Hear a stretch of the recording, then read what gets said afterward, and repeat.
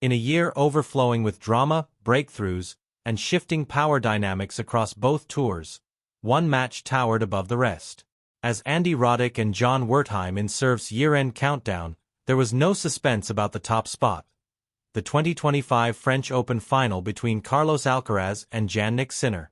What unfolded on the clay of Court Philippe Chatrier was not simply a 5-hour, 5-set marathon. It was a showcase of supreme athleticism, iron will, sportsmanship, and the evolving mythology of two players who are redefining modern tennis. Everything you could ever want in a match, Roddick said, recalling the first major final ever resolved by a match tiebreak on the men's side.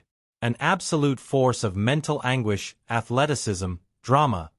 And that's before we even get to the sportsmanship. With Sinner up 2 sets and holding match points, the narrative seemed written.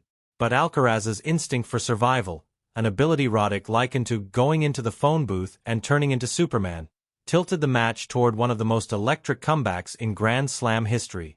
The final tally: 5 hours, 29 minutes. The longest French Open final ever.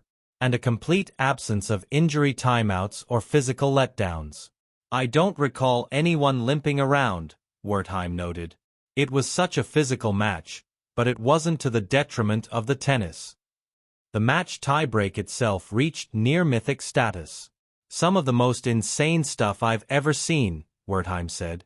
It was like he was playing Xbox. A feature of the match that fascinated the served panel was the lack of blame or regret attached to Sinner's loss. Fans and analysts, often quick to point out collapses, framed the match strictly in terms of extraordinary performance. Normally someone blows that lead and people say, he choked, Roddick said. Not here. The quality of tennis was so high. Sinner didn't give it away.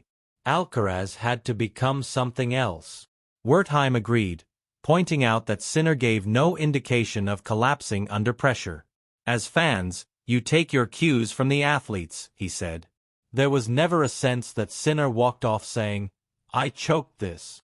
He was locked in, he enjoyed the battle.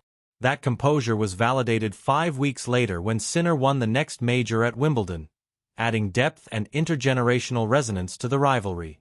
Roddick offered a vivid anecdote to frame the difference between most players and true greats. Recalling a Madison Square Garden exhibition late in his career, he remembered Roger Federer, fresh off a flight from Dubai, saving several match points in a match that offered zero real stakes.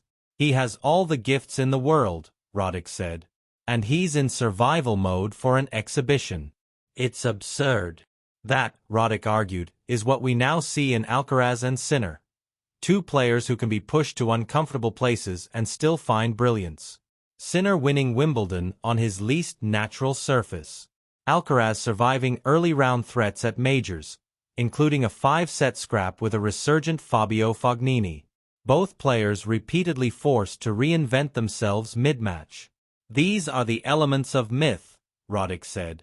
The greats are the ones who adapt.